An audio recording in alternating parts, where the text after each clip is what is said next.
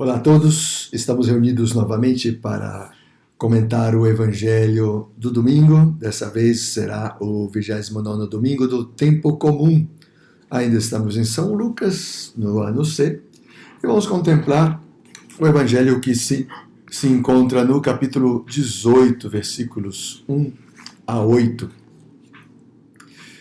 No capítulo 17, São Lucas, que é o evangelista do caminho, que nos quer levar a uma experiência de um caminho que Jesus faz a Jerusalém e que simboliza também o caminho de conversão do discípulo que quer seguir a Jesus. Então, no capítulo 17, São Lucas se concentra na busca da transformação do coração do discípulo. Esse coração que está corrompido porque o reino está próximo. Então, logo no início, ele nos recorda ter muito cuidado com o escândalo, porque ai daqueles que o cometem, ainda que o escândalo é inevitável, né? E assim é necessário corrigir o irmão que erra, né? Fala que a nossa fé, ainda que pequena, é suficiente, a parábola do grão de mostarda, e que é necessário muita humildade, né? E isso é na parábola do servo, isso foi o evangelho do domingo passado. Depois, tem outros evangelhos que não foram lidos no domingo, mas que completam esse capítulo, né? Só os humildes são capazes de reconhecer os benefícios de Deus e agradecê-los, né? Que é o evangelho dos 10 leprosos, do qual um é o que volta para agradecer. Me desculpem, eu me equivoquei. O que eu comentei antes era do evangelho do domingo antepassado. Domingo passado foi o dos 10 leprosos, do qual um volta para agradecer. E o que não é lido é o que vem depois, né? Quando os discípulos perguntam, quando virá o reino? E Jesus responde, o reino já está entre vós. E fala um pouco dos sinais, né, que vão anteceder a segunda vinda do Filho do Homem. E quer dizer que Jesus, ele voltará uma segunda vez, é a parousia, é o final dos tempos, e que nós devemos estar preparados, estar inclusive dispostos a perder a vida antes que perder essa possibilidade de ir para o reino, ir para a eternidade. Esse é o contexto do capítulo 17, nós vamos ler os primeiros versículos do capítulo 18, então lhes deixo a leitura, desfrutem da leitura e depois proponho umas perguntas de aprofundamento do nosso texto. Até já.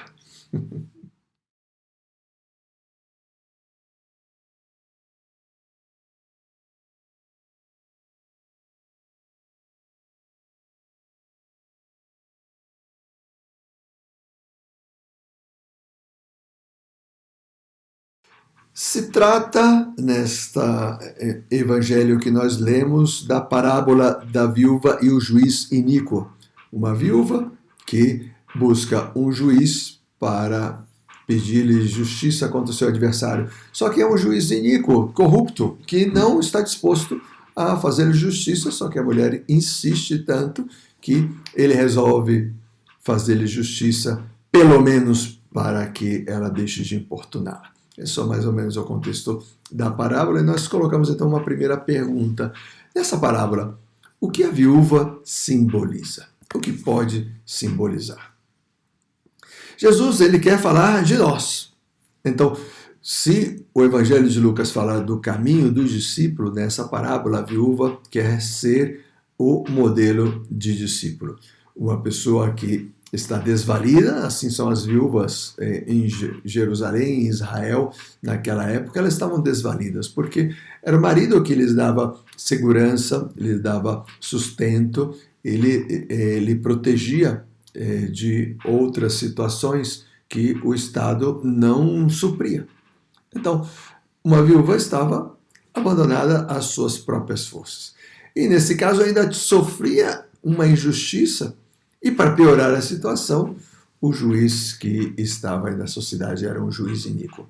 Então essa é uma imagem da humanidade, das pessoas que estão neste mundo, né? Nós estamos desvalidos porque o pecado nos tirou o nosso esposo, ou seja, Deus mesmo, a intimidade com Deus. Então nós estamos abandonados às nossas próprias forças. E então nós estamos buscando a justiça, ou seja, buscando a santidade, mas isso por nós mesmos é impossível. Essa mulher, essa pobre viúva, ela não conseguia justiça por conta própria.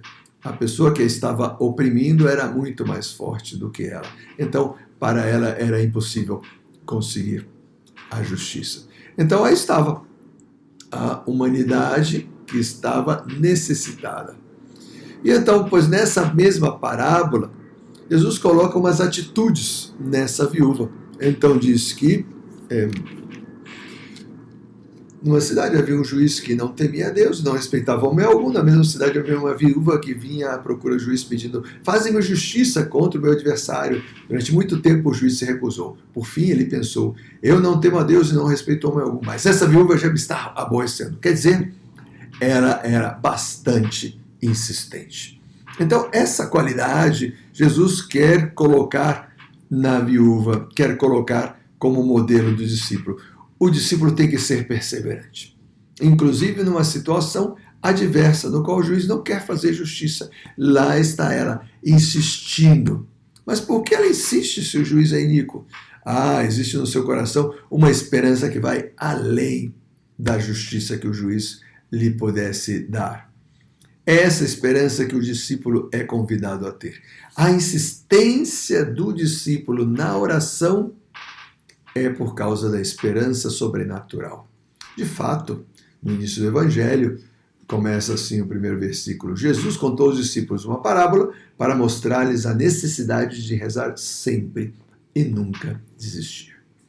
Então, o foco central dessa parábola é essa viúva, que é modelo da humanidade, ou melhor, modelo do discípulo que está desvalido, mas que não perde a esperança.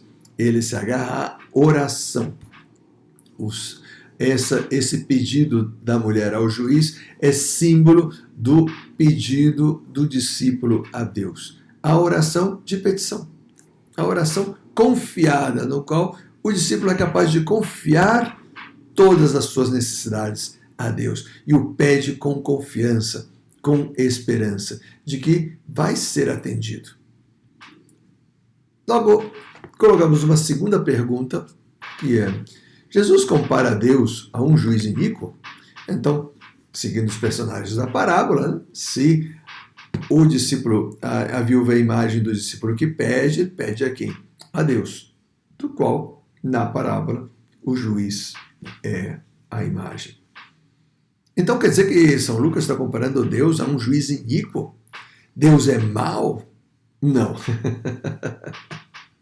Lucas não compara Deus a um juiz iníquo.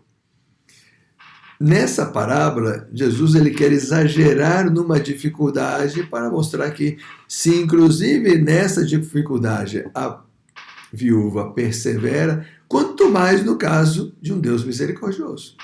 Então, ela tem por diante um juiz que é iníquo. Então, ele insiste tanto que até um juiz iníquo lhe concede o que ela está pedindo. Então, no caso, Deus não é o juiz iníquo. Um discípulo é uma pessoa que se dirige a um juiz misericordioso. Deus é um juiz misericordioso.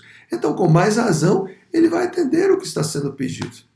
Nem sempre será exatamente da maneira com que a pessoa pede, porque Deus está vendo que não lhe convém, então não lhe vai conceder aquilo que não lhe convém, mas nunca deixará de atendê-lo. O próprio Jesus diz,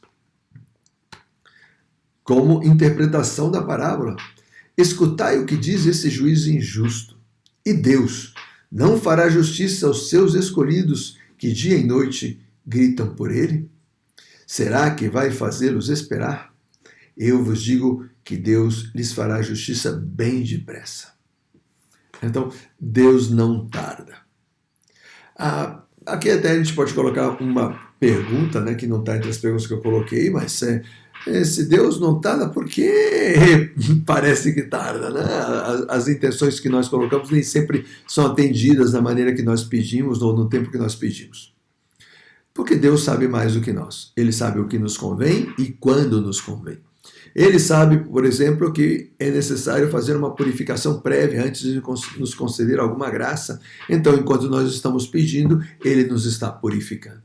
Então, Ele já está atendendo, ainda que não percebamos, ou ainda que não seja do jeito que nós esperávamos, mas é do jeito que é melhor para nós. Quantas vezes o que nós realmente precisamos é de purificação, ou seja, que Deus retire do nosso coração muitos apegos ao pecado ou a tendências pecaminosas, não? A ira, a luxúria, a inveja, ao egoísmo, a soberba, a vaidade, etc. Não? Então, Ele está atendendo, e está atendendo prestamente. Sempre que temos um coração puro, humilde, como o dessa viúva, Ele vai atender prestamente, com presteza, com agilidade, é o que diz Jesus aqui no Evangelho. E, finalmente, uma última pergunta. O que quer dizer a pergunta de Jesus ao final desse texto que diz: será que o Filho do Homem, quando vier, encontrará fé sobre a terra? Ele está falando da sua segunda vinda. Ele está falando da parousia. Então, ele está dizendo que os discípulos devem ter essa fé perseverante. Mas, ao olhar de Jesus sobre Israel, sobre os israelitas, ele não encontra muitas vezes essa fé. E talvez nem mesmo entre os seus próprios discípulos mais íntimos. Porque Jesus também conta essa parábola para os 12 apóstolos. Né? E então ele lança essa pergunta para os discípulos como uma pergunta provocatória. Será que o Filho do Homem, quando vier, vai encontrar fé sobre a terra? É uma pergunta que é um desafio. Não quer uma resposta enquanto dizer sim ou não. Ele quer uma resposta dos discípulos, uma resposta de mudança de atitude do seu coração. O objetivo desse capítulo é ajudar os discípulos a mudar a atitude do seu coração, mudar a sua mentalidade mundana, a sua mentalidade judaizante, que era muito quadrada em cumprir regras, achar que a santidade era no cumprimento de regras. Não. Jesus quer humildade, perseverança na oração, para que Ele possa dar as graças. E então, se os discípulos aceitam essa mudança de mentalidade, se eles aceitam essa mudança de atitude e começam a colocar isso em prática, certamente, quando o Filho do Homem vier, ele vai encontrar fé sobre a terra, porque essa fé está sendo cultivada. Então, coloquemos em prática aquilo que Jesus nos está pedindo. Sejamos humildes como essa viúva, sejamos perseverantes como essa viúva, nos lancemos a pedir na nossa oração com confiança de que Deus vai escutar a nossa oração. Essa confiança está baseada na esperança teologal. A esperança teologal é parte das 3 virtudes teologais que foi semeada no nosso coração pelo batismo. Então, com essa esperança sobrenatural, nós queremos pedir: Senhor, atende a minha oração. Senhor, olha para mim, venha ao encontro das minhas necessidades. E certamente o Senhor vai atendê-lo prestamente, como diz o Evangelho. O Senhor esteja convosco. Ele está no meio de nós. Abençoe-vos o Deus Todo-Poderoso, Pai, Filho e Espírito Santo. Amém. Que tenham todos uma ótima semana. Fenomenal!